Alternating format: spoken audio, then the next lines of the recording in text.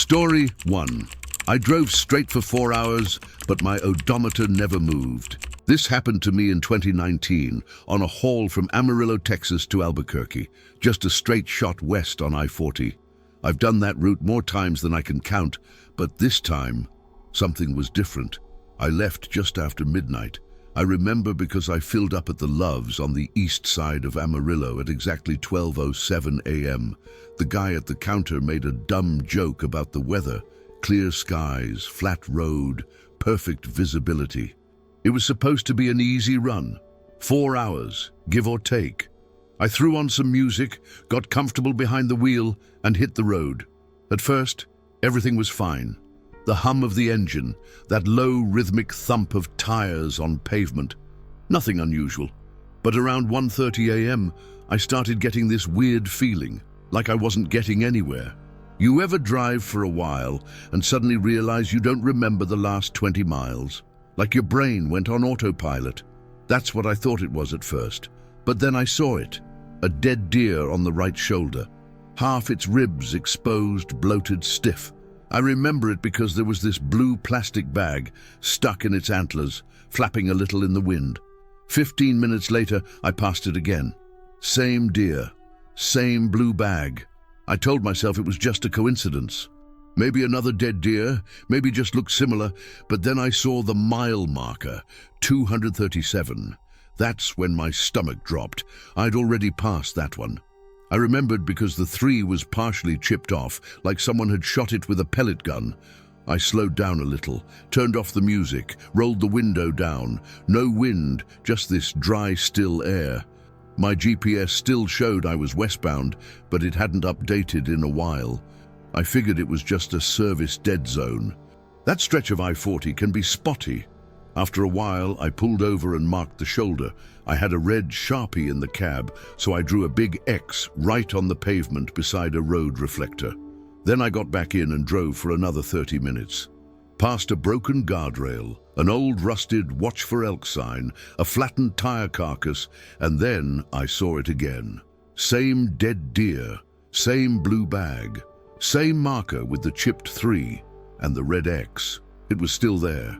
Only this time, something was off. The X wasn't fresh anymore. It looked faded, like it had been there for days. The edges of the lines were slightly smeared, sun-bleached, and right next to it were tire tracks. My own, but older, cracked into the asphalt, crusted over with dirt like they'd been rained on. I pulled over and killed the engine, just sat there, listening. Nothing, no other cars, no trucks, not even wind. I got out, walked around the rig. Everything seemed fine, but then I noticed my odometer. It hadn't moved. 4 hours of driving, no miles counted. I opened my GPS again, but the screen froze, stuck on a single frame. It showed the same stretch of highway. The location dot hadn't moved either. I turned it off and back on. Nothing changed. And then, as I stood there in the dark, I realized I couldn't remember the last time I'd seen another vehicle. No headlights, no taillights, just the road and that same damn deer. I got back in, turned the key. The engine hesitated, then started. I pressed on the gas. Same road, same signs, same deer, and the red X was gone, but the tire tracks were still there. And now, they weren't alone. There were others. Smaller ones, like something barefoot had walked along the shoulder, dozens of them. No pattern, just scattered prints crisscrossing like they'd circled the rig while I slept. Only I hadn't slept. I hadn't even blinked. I kept driving. I didn't know what else to do. But the feeling that I wasn't supposed to be there, wasn't supposed to keep going, kept getting worse. I didn't stop again, and I didn't see another car until sunrise. Around 5:10 a.m., I gave up and tried calling dispatch. No bars. That was the first time I got scared. I checked the GPS again, hoping it had reset. It hadn't. Only now, my location dot wasn't on the road anymore. It was above it, hovering about 30 feet in the air, just slightly north of my rig. Almost like I was watching myself from above. I zoomed in and saw my truck, an actual outline of it, like it had glitched into the map somehow, and then the screen froze. a message popped up. "You've passed the same thought 3 times. I stared at it. Thought it must be a weird error message, but the text didn't disappear. It wasn't part of any GPS interface I'd ever seen. "You've passed the same thought 3 times. I shut the screen off. It stayed on. I yanked the cord out of the outlet. Still stayed on. Now, I'm not the type to panic. I've had my share of sleepless runs, and I know the kinds of things that pop into your head after 30 hours on the road. But this wasn't fatigue. I was alert. Too alert. I looked around the cab. Everything felt just slightly wrong, like the air pressure had changed. My thermos of coffee looked off. The label was reversed, like a mirror image. And the temperature gauge on the dash was slowly rising, even though the engine was running cold. I tried the radio. Static, then silence, then a voice. It wasn't clear, just fragments. My own voice, played back out of order. "Still there? No movement? Why is it? Over again." I turned the radio off. It stayed on. The knob did nothing. I reached for the glove box. Inside were my logs, like always, but the entries had changed. The handwriting was mine, but the notes weren't. One page just said, "Loop number 6, try stopping this time." The next said, "Loop number 7, ignored the deer, mistake." And the one after that, "Loop number 8, wrote it down, didn't matter." I felt something in my throat, like I was about to be sick. I looked outside. Everything was still, too still. The sun wasn't moving. The shadows on the pavement hadn't shifted in over an hour. I opened the door and stepped out. Gravel under my boots. Same marker, same deer, only now the deer was gone. But something else was there. A man standing 50 feet ahead, still, arms at his sides, wearing the same reflective vest I wore, same hat, same build. I shouted. He didn't move. I took a step forward and he vanished, just blinked out. I got back in the truck, turned the engine and started driving. I didn't care where I was going anymore. I just needed to move. And for a while, I did. But the odometer still didn't move. Eventually, I stopped. The fuel gauge was full, which didn't make sense. I hadn't refueled since Amarillo. The thermos was still hot, still full. I checked the logbook again. It had changed. Now it just said, "Loop 13, watched yourself stop." I stepped out of the cab. The air was thick, not hot, not cold, just still. The landscape was flat, stretched out in all directions like a photo stuck in place. I walked 10 paces from the truck and turned back. It was gone. I spun around. There it was, behind me again. Same angle, same spot. I walked back and touched the door, still warm. I opened it and climbed in. The glove box was empty. Then I heard something. Not a noise exactly, but a feeling, like pressure shifting. The sound of silence moving. Then a whisper from the trees, except there weren't any trees, but the whisper was real. It said, "We just needed to see what you'd do." And then everything blinked, just flickered, like someone turned off the world and turned it back on. The sky changed color for a second. The deer reappeared, the marker was gone, and I was driving again. No memory of turning the ignition, no memory of getting back on the road, just the highway rolling out in front of me. My GPS was working again. My location showed up normal. Dispatch answered when I called. The odometer was moving. It was like none of it happened, but my hands were still shaking, and the red Sharpie was missing from my cab. I don't take that route anymore. I request detours. Say it's for weather or construction or whatever else I can come up with. But sometimes, when I'm driving at night and everything's too still, I wonder if I'm back there, just in another loop.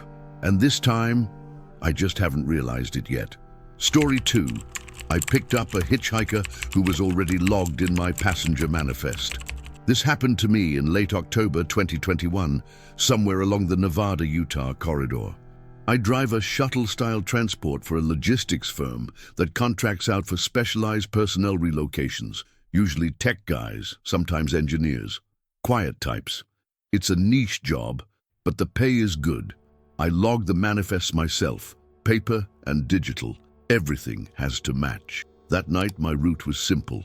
Pick up a single passenger at the junction rest stop off I-80 and deliver him to a research facility east of Elko.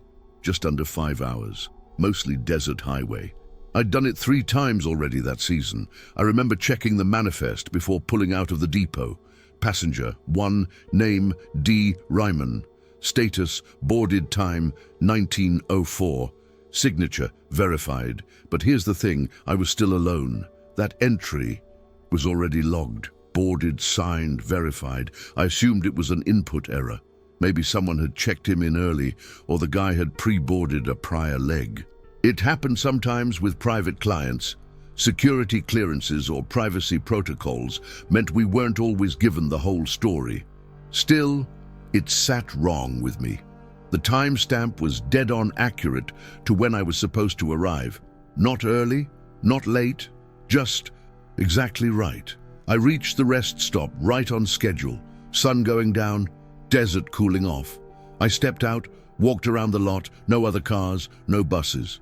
The only sign of life was an old vending machine humming quietly outside the shuttered restroom block, buzzing light overhead, flickering. Then I saw him, standing off to the side, near a row of dead yuccas, medium height, thin build, wearing a faded green coat and dusty jeans. He wasn't waving or signaling, just waiting, staring straight ahead. When I pulled up closer and opened the side door, he climbed in without saying a word, just nodded once and settled into the passenger seat behind mine. Didn't offer a name, no bag, no confirmation. Normally I'd ask, but this time I didn't. It felt like I already knew who he was. The hum of the tires filled the silence as we pulled back onto the highway. The road ahead was long, flat and empty, one single lane stretching out into dusk. For the first hour, neither of us spoke, but the man did something else. He hummed, softly, a slow, tuneless sound, like the kind a kid might make when alone in the dark, just above a whisper. Low and rhythmless. It wasn't a song exactly, more like a loop of sound. I asked if he was cold. He didn't respond, just kept looking out the window at the nothing passing by. Then, somewhere past mile marker 117, we passed a burned-out rest stop. Concrete bones of what used to be a building, no roof, just 4 crumbling walls. The pavement around it was scorched black in a perfect circle, like something had exploded there. I'd passed that spot a dozen times before and never noticed it. When we rolled past it, the man finally spoke, still facing the window. I was waiting there last time too.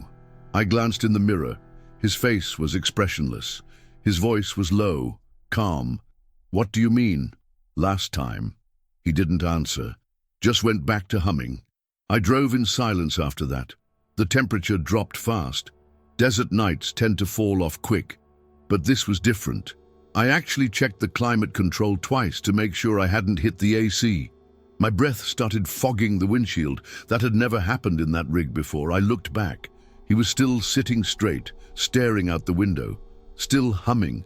But there was something strange about the air around him, like heat haze, except cold. I tried to shake the feeling, turn the music on low, instrumental jazz, something neutral. But it didn't seem to change anything. Every few minutes I'd glance in the mirror. He never moved, just stared, just hummed. About 2.5 hours in, I hit a stretch of the road I didn't recognize. That got my attention. I knew this route by heart, every dip, every shoulder flare, every overpass. But this stretch, it wasn't there before. No signs, no markers, just blacktop, and the strangest part, no shadows. My headlights lit the road, but nothing on the sides cast a shadow. Not the road signs, not the brush, not even my own rig. That's when I noticed the smell. Something damp, like water damage. Old mildew and rubber. I checked the gauges. Nothing leaking, nothing abnormal. Still, the smell got stronger. I pulled into a turnout to check the back. Figured maybe something spilled, or maybe one of the coolant lines was going bad. I stepped out and opened the passenger side door. The man wasn't there. The seat was soaked, the fabric glistening with moisture. I reached down. My fingers came back slick. It hadn't rained in weeks, maybe longer. I looked up. The ceiling was dry. The floor was dry, only the seat was wet, and not just wet, shiny, like something had been pressed against it for a long time. And that's when I saw the imprint. 2 hands, clear as day, pressed into the seat cushion, palms down, but reversed. The thumbs were facing outward, the fingers bent back toward the headrest, like someone had been kneeling on the floor with their back arched, pressing their hands into the cushion from below. The fabric wasn't torn, no damage, but the indentations held. I backed up, looked around, desert silence, then I saw him again. He was standing 30 feet behind the van, in the turnout gravel, just standing there. Same posture, same face. I didn't hear him get out, I didn't see the door open, but there he was, watching. I didn't say a word, I just got back in and drove. The rest of the drive blurred. I didn't look back again, didn't speak, didn't stop. At 047, I pulled into the destination checkpoint, an anonymous turnoff flanked by 2 unmarked buildings. Security lights snapped on, scanning the rig. I turned off the engine and reached for the clipboard. The manifest was already updated. Passenger 1, name D. Ryman, status delivered, time 046, signature verified. I hadn't logged anything, but it was already there. His signature was present, just above mine. Only I hadn't signed anything. The signature for the driver was in my name. But the handwriting wasn't mine. It looked older, like cursive taught in a different decade, flowing, graceful. Not my blocky chicken scratch. I stared at it for a long time. Then I flipped to the previous page. Same name, same entry. Date, October 2020. I hadn't driven this route last October. That wasn't my handwriting either, and yet it was my signature. I opened the passenger door to let him out. He was gone. No sound, no footsteps, no air shift, just an empty seat, still damp, and 2 perfect handprints, reversed. I stepped out and walked around the rig. Nothing. The guard shack ahead buzzed to life, and the checkpoint arm lifted. A green light blinked twice, signaling complete. I didn't say a word. I just drove forward, handed the paperwork to the facility clerk, and waited. She glanced at the manifest and nodded. No anomalies. All received. I nodded too. Because what else was I supposed to say? As I walked back to the rig, I passed a clipboard hanging beside the entry. It was a delivery log for private contractors. I scanned it without thinking. My name was there, signed in, outbound confirmed, D. Ryman, cleared. Under note, there was one line. No cause for concern. He always finds a ride. I haven't driven that corridor since, but sometimes when I check my logs, I see his name already listed, before I even leave the depot. And always, next to mine, is a signature in a style I don't remember ever learning, but somehow I always recognize it. Did you enjoy the content and it made a difference for you? Click on Super Thanks and support our work. Story 3. The radio wouldn't shut off, and it wasn't playing music. This happened to me in early spring 2022, when I was hauling a double shift from Billings to Bismarck. Cold wind, open skies, 200 miles of flat distance and nothing in between but frozen fence posts and power lines that don't buzz unless something goes wrong. I was halfway through the drive when my radio turned on by itself, not unheard of. Electrical hiccups happen. A few rigs I've driven had weird fuses, and static or bleed-ins from local stations wasn't uncommon, especially out west. But this wasn't static, and it wasn't music. It was breathing, low and steady, too close to the mic, like someone in a sound booth had forgotten to mute their line. At first, I thought maybe my CB had been patched wrong or someone left an open loop on a private channel. I reached up to turn it off, and it didn't respond. Dial spun, button clicked, nothing changed. The breathing continued. No words, no background, just inhale, pause, exhale. It wasn't fast or frantic. It was calm, rhythmic, human. I pulled off the road and parked on a gravel pullout, killed the engine. The cabin went still, but the radio stayed on. I pressed and held the power button, pulled the fuse, unplugged the deck. Still, the sound didn't stop. It was coming from the speakers, but it wasn't in the speakers. I don't know how to explain it. I recorded it. Just 30 seconds, used my phone's mic and saved the file out of instinct. I don't even know why. Maybe because something in me knew I wouldn't believe it later unless I had proof. That night in the motel, I played it back. It wasn't just breathing anymore. There was a second rhythm, fainter, like a soft, irregular thump in the background. I uploaded the file to my laptop and ran it through a basic audio visualizer, and that's when I saw it. 2 patterns, one steady, one not. I didn't know what I was looking at exactly, so I sent it to an old friend of mine. He does sound work for emergency services, mapping pulses, frequencies. I just asked him if it looked like interference or a damaged mic. He got back to me the next day, said it wasn't interference, it was biometric. 2 pulse patterns, the first one, slow and slightly arrhythmic, matched a known profile, mine. I've had a mild left bundle arrhythmia since I was 19, not dangerous, just irregular enough to show up on certain scans. The second pattern didn't match. He asked if I'd had someone else in the cab with me. I hadn't. He asked if I was sure. I was. But after that night, I started hearing the second heartbeat everywhere, sometimes in the hum of the tires, other times in the space between shifts, like the sound of something catching up, but always underneath, always watching. The next time the breathing came through, I was hauling through the dead hours, 2:40 a.m. in the middle of South Dakota, sky empty, snow drifted hard on both sides of the road.